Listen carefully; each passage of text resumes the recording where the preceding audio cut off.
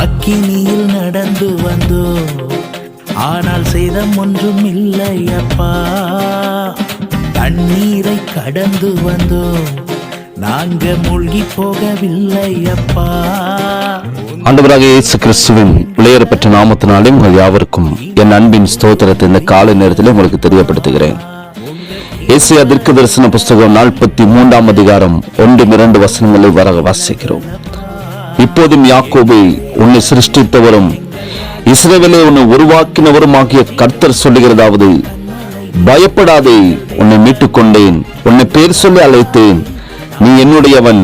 நீ தண்ணீர்களை கடக்கும் போது நான் உன்னோடு இருப்பேன், நீ ஆறுகளை கடக்கும் போது அவைகள் உன்மேல் பொருளுவதில்லை, நீ அக்கினியில் நடக்கும் போது வேகாதிருப்பாய், அக்கினி ஜுவாலை உன் பேரில் பற்றாது என்று சொல்லி நாம் பார்க்கிறோம்.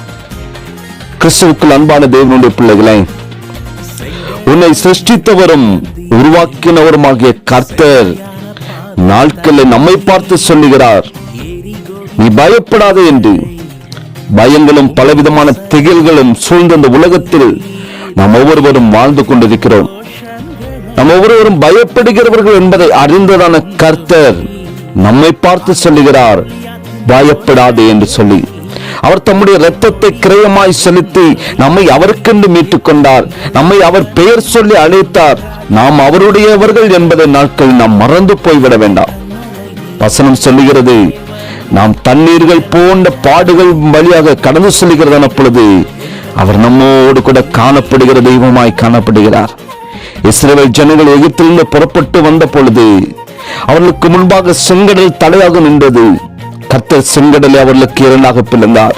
கர்த்தருடைய ஜனங்கள் அந்த செங்கடலின் வழியாக வெட்டாந்தரையில் நடந்து போனார்கள். அவர்களோடு கூட கர்த்தர் இருந்தார்.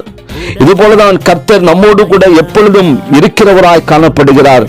ஒருவேளை உங்களுடைய வாழ்க்கையில பலவிதமான பாடுகளும் பிரயாசங்களும் வேதனைகளும் துக்கங்கள் மத்தியிலே நீங்கள் கடந்து செல்லுகிறதான பொழுது இவர்கள் எல்லாவற்றில் நின்றும் தப்பி போகும்படியான மார்க்கத்தை அவர் உண்டு பண்ணுகிறவராய் காணப்படுகிறார். ஆகவே உங்கள் வாழ்க்கையில நீங்கள் கலங்காதீர்கள்.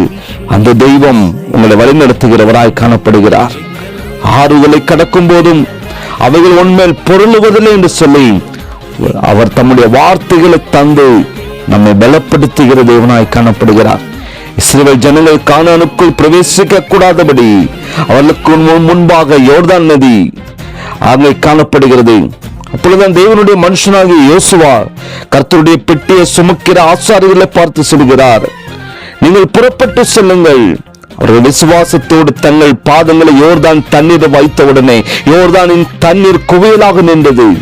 இஸ்ரவேல் ஜனங்கள் அவர்கள் அக்கறைப்பட்டார்கள். தண்ணீர் அவர்கள் மேல் பொருளவில்லை. யோர்தான் போன்ற பாரங்கள் ஒருவேளை உங்கள் வாழ்க்கையில புரட்டி போட முயற்சிக்கலாம். விசுவாச அடிகளை எடுத்து நீங்கள் வைக்கிறதான பொழுது பாதைகளை உங்களுக்கு திறக்கிற ஒரு தெய்வம் உங்களோடு கூட அவர் கடந்து வருகிறவராய் காணப்படுகிறார்.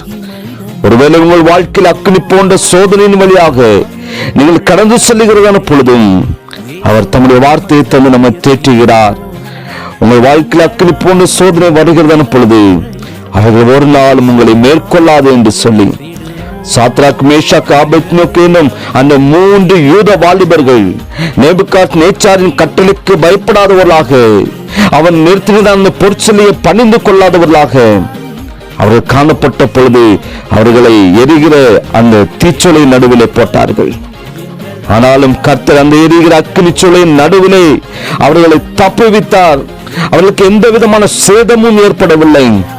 கர்த்தர் அவர்கள் மத்தியிலே உலாவினார் என்று சொல்லி பார்க்கிறோம்.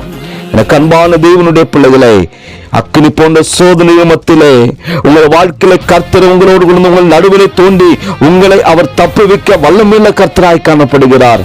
ஆகையினால் உங்கள் விசுவாச வாழ்க்கையிலே நீங்கள் சோர்ந்து போகாமல் மிகவும் தைரியத்தோடு கூட, மிகவும் வல்லமையுள்ள தேவன் உங்களோடு கூட இருக்கிறார் என்கிற அந்த பலத்தோடு கூட ஒரு விசுவாச ஓட்டத்தை ஓடுங்கள். கர்த்தர் உங்களோடு கொண்டு உங்களை சகலவற்றையும் ஜெயமாய் மாற பண்ணுகிற கர்த்தராய் காணப்படுகிறார்.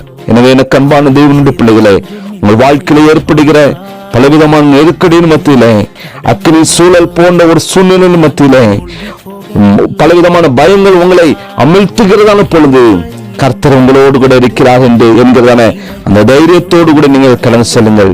பயப்படுகிறதான பொழுது கர்த்தர் சொல்லுகிறார், நீ பயப்படாதே, நீ பயப்படாதே என்று சொல்லி கர்த்தர் நம்மை தேற்றுகிறார். அந்த தெய்வம் உங்கள் அனைவரோடு கூட இருந்து ஒவ்வொரு நாளும் வழி நடத்துவாராக, பாதுகாப்பாராக. ஆமென். செபிக்கலாமா? நேசிக்கிற அன்பின் நல்ல தகப்பனே, ஆசீர்வதிக்கப்பட்டதான இந்த காலை வேலைக்காக நாங்கள் நமக்கு நன்றி செலுத்துகிறப்பா. எங்களை பார்த்து சொல்லிக்கிறேன், பயப்படாதே, நான் உன்னோடு கூட இருக்கிறேன் என்று சொல்லி, நீ என்னுடையவன் என்று சொல்லி நீர் எங்களை தேற்றுகிறப்பா. அதற்காக நாங்கள் உமக்கு நன்றி செலுத்துகிறோம். வாழ்க்கையில பலவிதமான பயத்தோடு எனக்கு இந்த காரியம் நடக்கவில்லையே, எனக்கு யாரும் உதவி செய்வார் இல்லை என்று கலக்கத்தோடும் பயத்தோடும் காணப்படுகிற பிள்ளைகளை தகப்பனை நீர் தேற்றுவீராக.